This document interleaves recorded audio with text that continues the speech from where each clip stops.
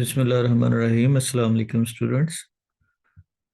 हमारा आज का लेक्चर जो है वो द गिफ्ट ऑफ मजाया है।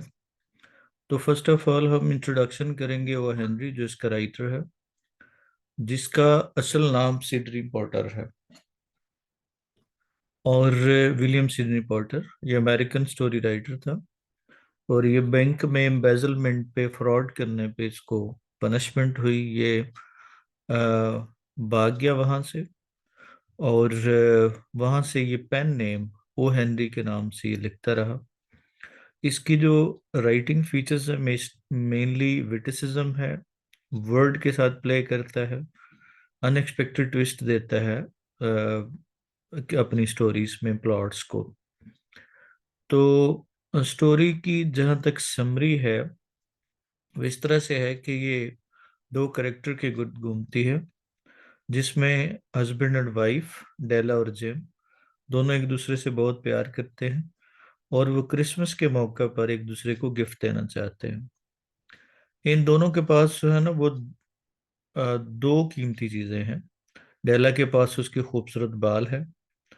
और उसके अलावा जिम के पास एक इंसेस्ट्रल गोल्ड वॉच है। उसकी चेन नहीं है। अब पैराडॉक्सिकल जो ना सिचुएशन ये है, पहले जरा मिजाए को तारुफ करवा दूं।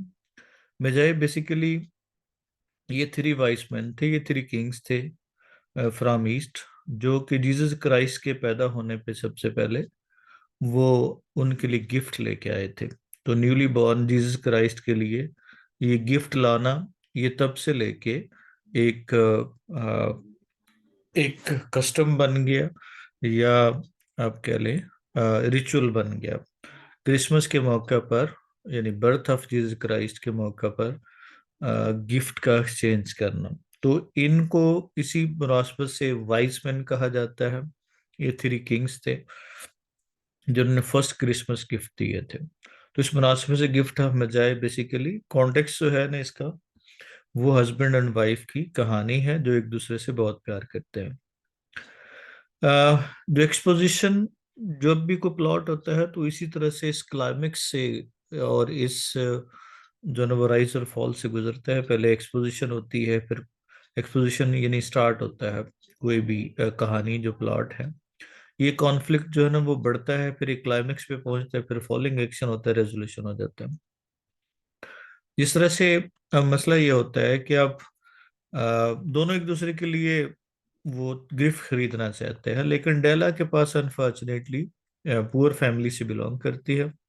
उसके पास $1.87 है सिर्फ गिफ्ट खरीदने के लिए। अब उसके पास कोई चारा नहीं है, और वो चली जाती है अ, अपने, उसके बाल बड़े खूबसूरत हैं तो वो अपने बाल बेचने के लिए चली जाती है। $20 में अपने बाल बेचती है, और एक चेन खरीद लेती है अपने हस्बैंड की घड़ी के लिए।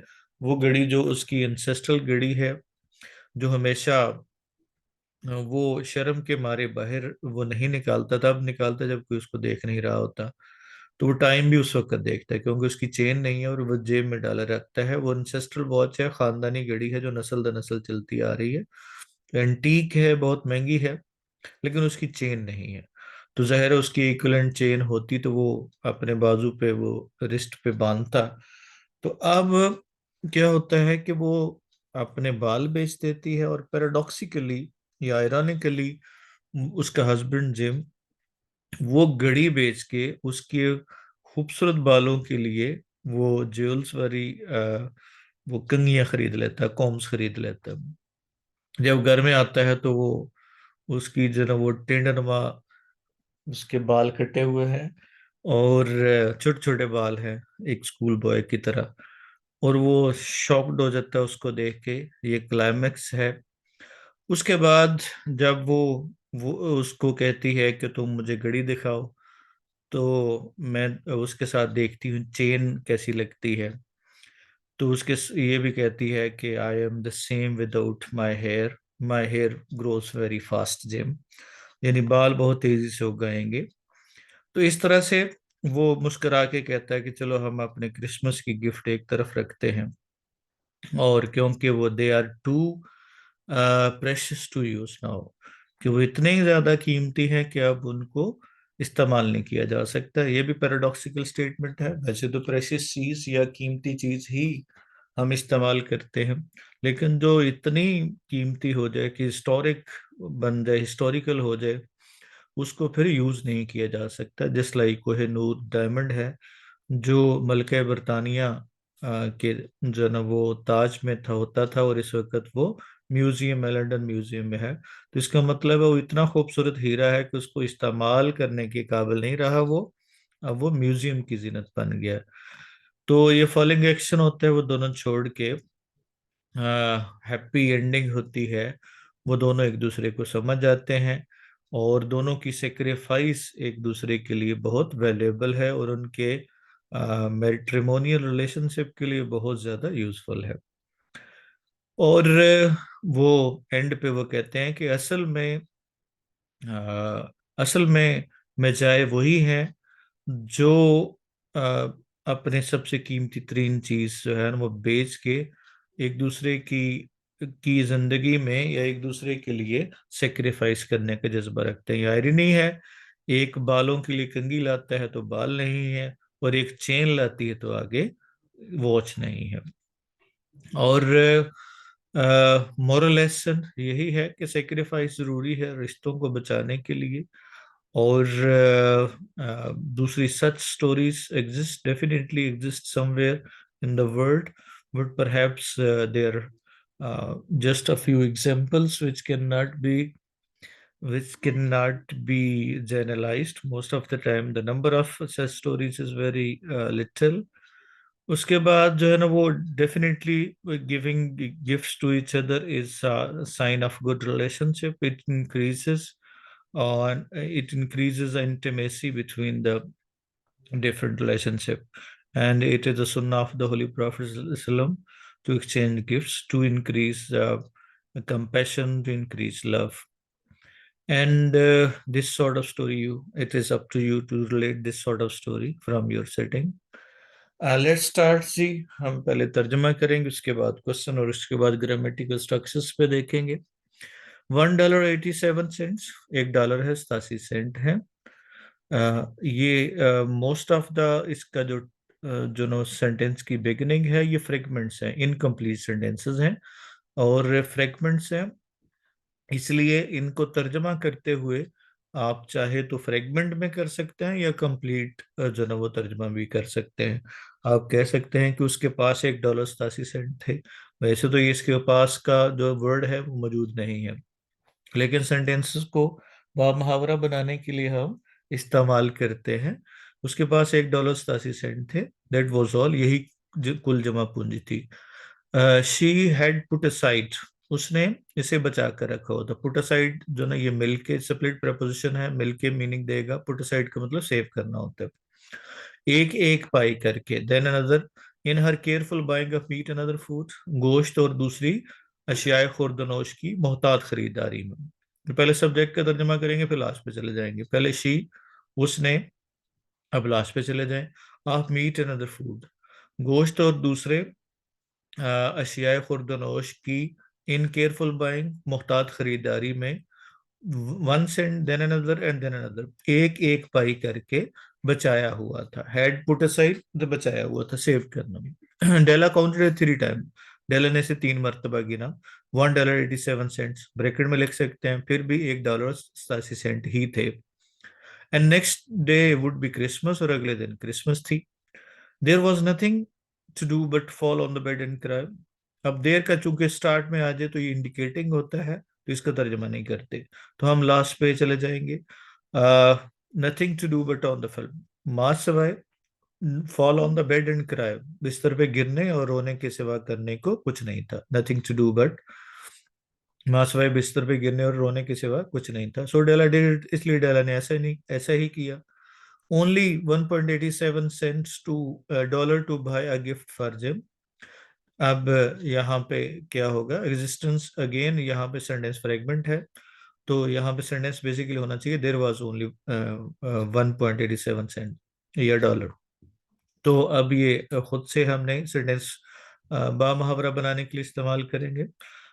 फॉर जिम, जिम के लिए, टू बाय गिफ्ट, तोहफा खरीदने के लिए सिर्फ, या महज 1.87 डॉलर थे। हर जिम, उसका जिम यानी उसका अपना gym. She had had many happy hours, उसने कई कई घंटों क्या होगा सोचा था, प्लानिंग मंसूबा बंदी की थी, समथिंग नाइस फॉर हम, उसके लिए कुछ कुछ अच्छा करने के लिए। तो पहले सब्जेक्ट आ गया शी, उसने। अब लास्ट पे चले जाएं सब्जेक्ट के बाद, बा मुहावरा तर्जुमा बनाने के लिए अरेंजमेंट हमेशा याद रखना है कि उस सब्जेक्ट के बाद लास्ट से वापस आएंगे, तो ऑटोमेटिकली आपका उर्दू में वो तर्जुमा बनता जाएगा, बा मुहावरा तर्जुमा बनता जाएगा अरेंजमेंट, क्योंकि English is from left to right and Urdu is from right to left.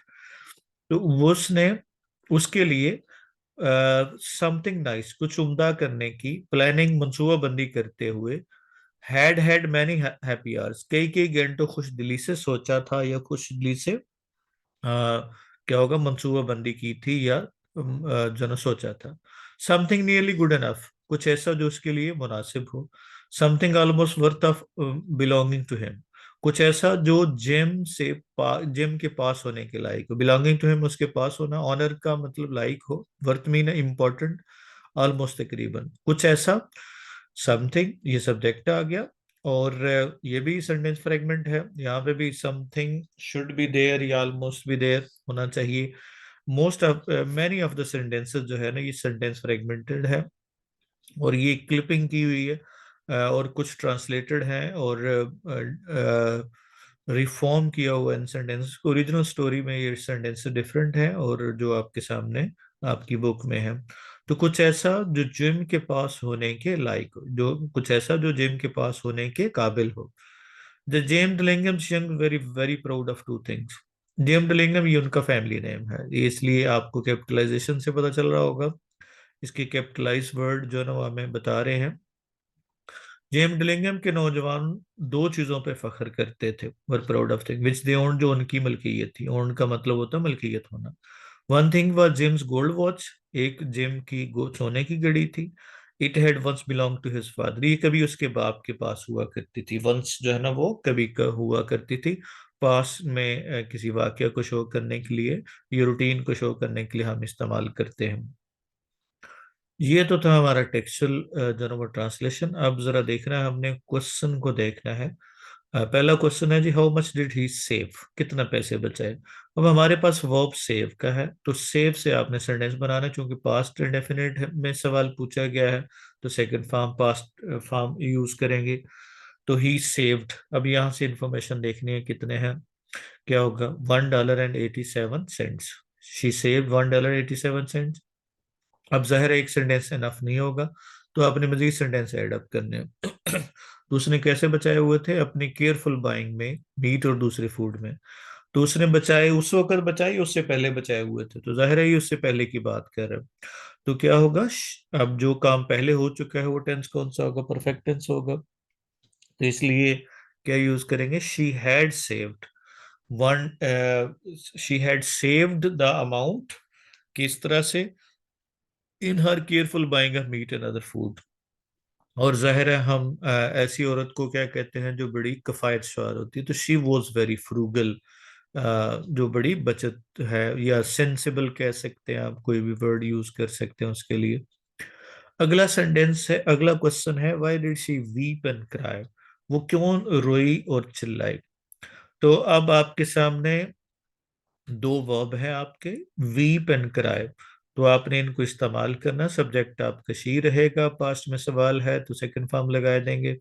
और अक्सर इसमें एंड वाले सेंटेंसेस में एक गलती करते हैं बच्चे, कि वीप के वेप्ट तो लिख लिया लेकिन आगे क्राई ही रहने दिया। तो दोनों फॉर्म आपने पास्ट की लगानी है, she wept and cried because. वजह क्या थी, क्यों रोई थी, कि उसके पास पैसे ही नहीं थे। तो शी हैड ओनली, क्या होगा, $1.87। और उसके पास रकम नहीं थी जिम के लिए, तोहफा खरीदने के लिए, तो क्या होगा, किसी के पास सोना पोजेशन के लिए हम हैड का इस्तेमाल करते हैं। She had not enough money, किसके लिए, to buy a gift for Jim. और जाहिर है वो जिम, वो क्या होगा, उससे बहुत प्यार करती थी, she loved him a lot. और moreover she couldn't live through Christmas without giving him a gift, उसको गिफ्ट दिए बगैर क्रिसमस गुजार नहीं सकती थी। उसके बाद है दो चीजें कौन सी थी, what were the two things James Lingam Youngs had. अब कौन सी दो चीजें थी, तो अब जेम्स लिंगम यंग्स, जब भी कोई फैमिली नेम होता है तो उसके साथ हम यूज करते हैं यंग्स, यहाँ पे पूरा का पूरा फैमिली नेम है, जेम लिंगम यंग्स। तो फैमिली नेम के साथ हम हमेशा दा लगाते हैं, जिस तरह से हम कहें दा जरदारीस, दा शरीफ्स, दा भुट्टोस। तो इस तरह से हम उनके साथ दा लगाते हैं और प्लूरल इस्तेमाल करते हैं।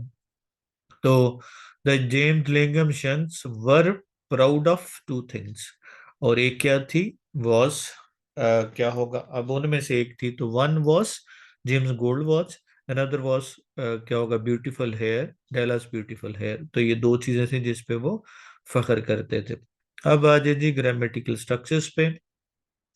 नथिंग बट के बाद हमेशा फर्स्ट फॉर्म लगानी। पुट असाइड का मतलब होता है सेव करना होता है। उसके बाद planning something nice for him, good enough, enough को हमेशा एडजेक्टिव के बाद यूज करते हैं एज एडवर्ब। प्राउड के साथ ऑफ होता है, प्राउड एडजेक्टिव है, प्राइड इसका नाउन होता है। वर्थ के बाद हमने या तो फोर्थ फॉर्म लगाते हैं या हम नाउन इस्तेमाल करते हैं। जेम लिंगम के साथ मैंने बताया फैमिली नेम के साथ दा लगाना। अब इन सेंटेंसेस को आपने करेक्ट करना है। वंस आ गया तो ये पास्ट टेंस को इंडिकेट कर रहा है, देयर वाज होगा। पुट असाइड हो, पुट क्या होगा, डाउन होता है, पुट डाउन का मतलब नीचे रखना होता है। वंस जो है ये हम दो तरह से इस्तेमाल करते हैं, ये एडवर्ब ऑफ फ्रीक्वेंसी भी होता है और एडवर्ब ऑफ टाइम भी होता है। अगर आपने पास को रेफर करना हो, वंस ही लिव्ड इन क्या होगा, इन अ विलेज, तो ये टाइम को इंडिकेट करेगा। अगर मैं कहता हूं कि ही टेक्स हिज मेडिसिन वंस, तो इसका मतलब है वन टाइम है, तो ये रेपिटेशन या फ्रीक्वेंसी को शो कर रहा है। तो यहाँ पे ट्राइड इट वंस है, ये एडवर्ब ऑफ फ्रीक्वेंसी है। नथिंग बट के बाद मैंने बताया कि हमने फर्स्ट फॉर्म इस्तेमाल करते हैं, फर्स्ट फॉर्म नहीं होगा तो जाहिर है यहाँ पे नाउन इस्तेमाल करेंगे, तो नथिंग बट सैडनेस होगा। Could do nothing but sleep हो जाएगा, नथिंग बट के एक्सप्रेशन के बाद हमने वो फर्स्ट फॉर्म इस्तेमाल करनी है। और इफ ही हैड आ गया तो हैड जो होंगे चूंकि पास्ट फॉर्म है, तो इसके साथ हम सेकंड कंडीशनल इस्तेमाल करेंगे, वुड पास हो जाएगा। और हैड आ गया तो हैड के बाद चूंकि नाउन होता है, तो अलॉट ऑफ प्राउड नहीं होगा, अलॉट ऑफ प्राइड होगा, और प्राइड के साथ प्रपोजिशन इन का लगता है। Once I get it started, अब वंस वाली जो वंस जो है ये इनफैक्ट समटाइम ये कंडीशन को भी शो करता है। वंस इफ का रिप्लेसमेंट भी होता है। तो अगर आपने कहना हो कि अगर वो उसने शुरू किया, तो a once he starts the others will help, तो इसका इस्तेमाल करते हैं। तो वंस इक्विवेलेंट होता है इफ का। तो इफ वंस में आप प्रेजेंट टेंस इस्तेमाल कर रहे हैं, तो मेन में फ्यूचर टेंस इस्तेमाल करेंगे। द स्मिथ्स होगा क्योंकि ये फैमिली नेम है, तो इसके साथ वर आ जाएगा। ही बिलोंग के साथ हमने प्रेपोजिशन टू का इस्तेमाल करना है। तो it was first slide, and moving to the next. आगे देखिएगा, हमने देखा एंड लॉन्ग अगो, और बहुत अरसा पहले। ये अब जो ना उसी घड़ी की बात कर रहा है कि कभी उसके दादा की मलकियत हुआ करती थी। और लॉन्ग अगो बहुत अरसा पहले, it had belong to his father's father, ये उसके दादा की मलकियत हुआ करती थी। और the other thing was Della's hair, और दूसरे डेला के बाल थे। अब ये दो चीजें, ये क्वेश्चन जो हमारा कंप्लीट हुआ कि what were the two things, तो हमने इस पे डिस्कस कर चुके हैं इस क्वेश्चन के आंसर में। If queen had lived in the rooms near theirs, अगर एक मलका, अब सब्जेक्ट आ गया अब क्वीन, अब लास्ट पे चले जाना, नियर देयर्स उनके घर के पास, रूम से मुराद क्या है, घर है।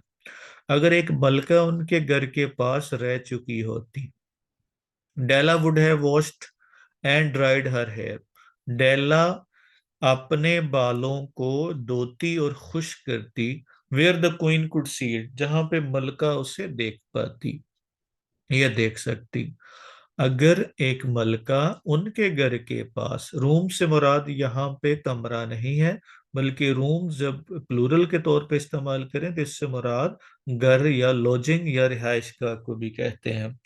तो अगर एक मलका उनके घर के पास रह चुकी होती और डेला वहां पे अपने बालों को धोती और खुश्क करती, where the queen could see, जहां पे मलका उसे देख पाती। डेला न्यू, डेला जानती थी, her hair was more beautiful than any queen jewels and gift. Della को मालूम था, न्यू एक जन क्लॉज आ गई, डेला को मालूम था कि उसके बाल, अगला सब्जेक्ट आगे हर हेयर। अब लास्ट पे चले जाना है, किसी भी क्वीन किसी भी मलका के जवाहरात और तोहफे से ज्यादा कीमती हैं या कीमती थे। If a king had lived in the same house, again अगला सेंटेंस शुरू होता है, अगर एक बादशाह उसी घर में रह चुका होता, विद ऑल हिज रिचेस, अपनी तमाम तर दौलत व हशमत के साथ, या अपनी दौलत के साथ। रिचेस से मुराद, रिच वैसे अमीर होता है, और रिचेस से मुराद वेल्थ या प्रॉपर्टी या दौलत व हशमत। अगर एक बादशाह, अब सब्जेक्ट के बाद अब लास्ट पे चले जाना है, अपनी तमाम तर क्या होगा, दौलत के साथ उसी घर में रह चुका होता। Jim would have looked every time they met, Jim क्या होगा, एवरी टाइम, अब लास्ट पे चले जाए, एवरी टाइम दे मेट, जब भी उनकी मुलाकात होती, लुक डेट इज वॉच, अपनी घड़ी पे नजर डालता। जेम हर मर्तबा जब उनकी मुलाकात होती अपनी घड़ी पे नजर डालता। जिम न्यू, जिम जानता था, no king had so anything so valuable, Jim जानता था किसी भी बादशाह के पास, सब्जेक्ट आ गया। जिम न्यू एक क्लॉज है, और अगली क्लॉज क्या है, अगली क्लॉज में सब्जेक्ट है नो किंग, कोई भी बादशाह के पास सो वैल्यूएबल, अब लास्ट पे चले जाना, इस कदर बेशकीमत चीज नहीं थी। So now Della's hair fell about her, shining like a falling stream of brown water, क्या होगा, इसलिए अब डेला के खूबसूरत बाल, अब ये सब्जेक्ट आ गया सेंटेंस का, सब्जेक्ट के बाद लास्ट पे चले जाना है, shining like a brown stream of waterfall, अब लास्ट पे चले जाना है, इसलिए अब डेला के खूबसूरत बाल, अब shining like a brown water, brown water, भूरे रंगत के पानी की, फॉलिंग स्ट्रीम आबशार की तरह, शाइनिंग चमकते हुए, डेला के खूबसूरत बाल भूरे रंगत के, क्या होगा, आबशार की तरह, ये गिरती हुई आबशार नहीं लिखना, क्योंकि आबशार पर्शियन का वर्ड है, इससे मुराद हीप, गिरता हुआ पानी होता है, इसलिए गिरना अलग से नहीं लगाना। भूरे रंगत की आबशार की तरह, शाइनिंग चमकते हुए, ये प्रेजेंट पार्टिसिपल है, शाइनिंग फोर्थ फॉर्म है, जो क्या है, कंटिन्यूटी को शो करता है, चमकते हुए, फैल अबाउट हर, उसके इर्द गिर्द बिखर गए, इसलिए डाला कि आप खूबसूरत बाल भूरे रंगत की आबशार की तरह चमकते हुए उसके इर्द गिर्द बिखर गए, या बिखर गए या फैल गए। इट रीच देम बिलो हर नीज, ये उसके बाल उसकी घुटने से नीचे तक लंबे थे या पहुंचते थे। It almost itself made a dress for her, इसने उसके लिए एक किस्म का लिबास बना दिया था, उसके बालों ने उसके लिए।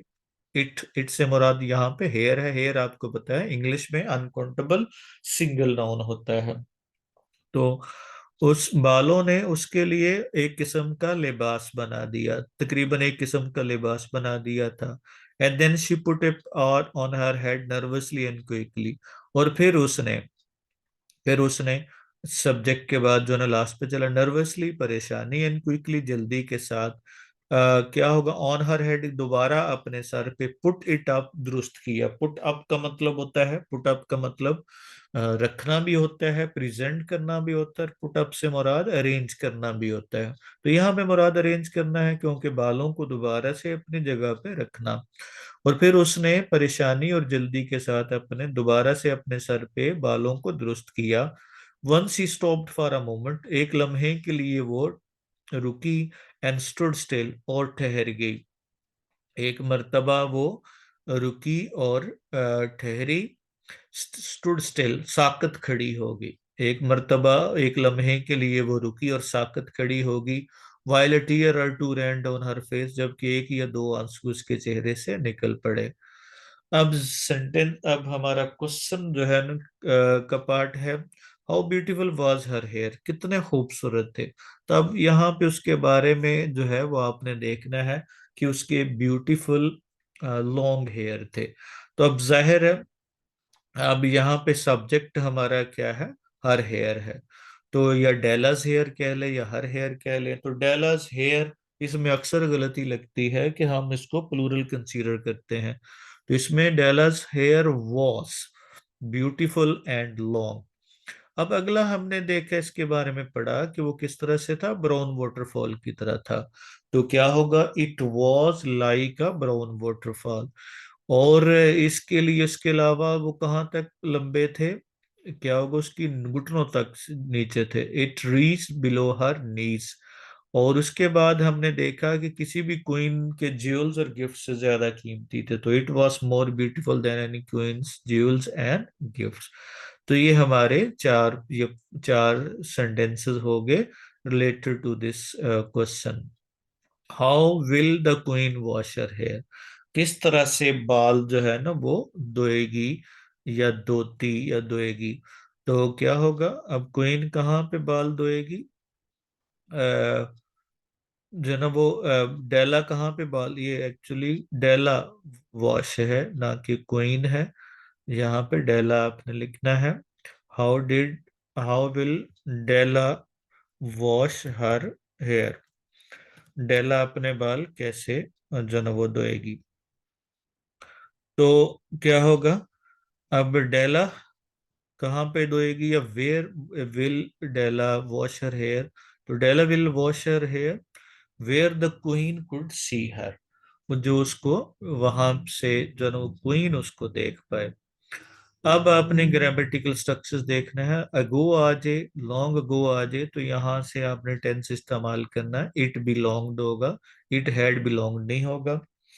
अब हैड लिव्ड और वुड हैव, ये हमने कंडीशनल सेंटेंस जो है ना वो टाइप नंबर 3 इस्तेमाल किया। इफ क्लॉज में अगर पास्ट परफेक्ट है तो मेन में वुड हैव के साथ थर्ड फॉर्म आएगी। डेला न्यू है तो आगे वॉस आएगा, और बालों के लिए हमने वॉस इस्तेमाल करना है। फेल अबाउट का मतलब इधर उधर बिखर जाना है। पुट अप का मतलब अरेंज करना है। उसके बाद नर्वसली और क्विकली दोनों एडवर्ब हैं जो पुट अप के मीनिंग में इजाफा कर रहे हैं। पुट अप कैसे किया, नर्वसली एंड क्विकली किया। अब हमने देखना है जी, लॉन्ग टाइम अगो आ गया बच्चों, तो हमने कौन सा टेंस इस्तेमाल करना है, पास्ट टेंस इस्तेमाल करना है। उसके बाद वुड हैव डन, ये हमें इंडिकेट कर रहा है कि ये थर्ड कंडीशनल सेंटेंस है, तो हैड इस्तेमाल करेंगे। अकेला हैड हो तो ये पास्ट टेंस होगा, और हैड आ जाए तो ये पास्ट परफेक्ट टेंस होगा। Her hair long, she doesn't shampoo in them नहीं होगा, इन इट होगा, क्योंकि हेयर जो है वो सिंगल होते हैं, और सिंगल के साथ प्रोनाउन भी हमने इट इस्तेमाल करना है।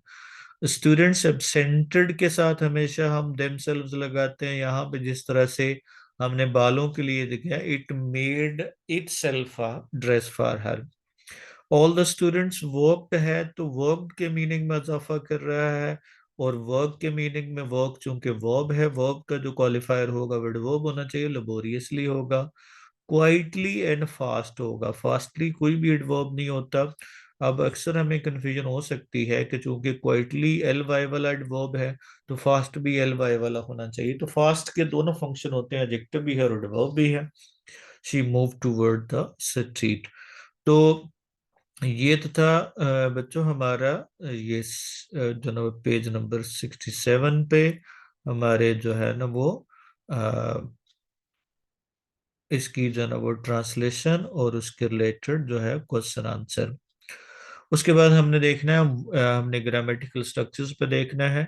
वुड का इस्तेमाल हम करते हैं कि जब हमने पास्ट के किसी इवेंट के बारे में बात करनी हो।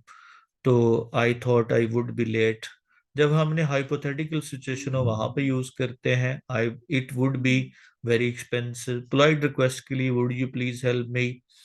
उसके बाद कंडीशनल सेंटेंस में वॉन्ट क्या होगा, if you have a ticket, ये प्रेजेंट में है, और वॉन्ट फ्यूचर में है। वुड इस्तेमाल होगा जब इफ वाली क्लॉज पास्ट में होगी। डू नथिंग के बाद हमने फर्स्ट फॉर्म लगानी है, does nothing but play, did nothing but weep, did nothing क्या होगा but abuse, he does nothing but chase, and nothing but play. उसके बाद है एनफ का इस्तेमाल करना है। क्या होगा, लॉन्ग एनफ। उसके बाद है दैट इज नॉट एनफ। उसके बाद है क्या होगा, क्यूरियसली एनफ होगा, क्योंकि एनफ जो है ना, चाहे वो वर्ब किस क्वालिफाई करे या एडजेक्टिव को क्वालिफाई करे, इसको हम पोस्ट पोजीशन पे इस्तेमाल करते हैं। और एनफ मनी हो जाएगा। जब ये एडजेक्टिव के मीनिंग, एडजेक्टिव के तौर पे इस्तेमाल करें तो एनफ मनी है, मनी चूंकि नाउन है तो एनफ पहले लगाएंगे। प्राउड क्या होगा, ऑफ डूइंग इट, और pride in her beauty.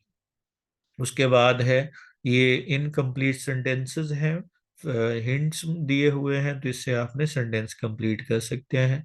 She saved, she had saved it, she was frugal and sensitive, she belong to a poor family. Della wept bitterly because she had no money, she had only $1, she could do nothing but cry at her poverty। इसी तरह से क्या होगा, the James Dillingham Youngs had two valuable things they were proud of. One was, क्या होगा, Della's beautiful long hair, और it was more precious than any queen gifts, and other was a gold watch chain. अब यहाँ पे conditional sentence type 3 में देखना है। If it had rain, क्योंकि वुड हैव गॉटन है। इस तरह से वुड पास है तो इफ वर्कड आ गया। आई वुड हैव लीव्ड है तो if you lied, if you lied जो है ना सेकंड कंडीशनल है तो वुड बिलीव हो जाएगा।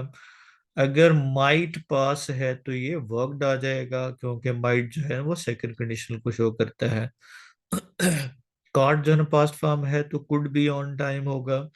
और इफ यू हैड बॉट है तो माइट हैव बीन एबल हो जाएगा। तो ये था हमारा फर्स्ट लेक्चर ऑफ, क्या था, गिफ्ट ऑफ मजाए। अभी हम सेकंड लेक्चर स्टार्ट करेंगे।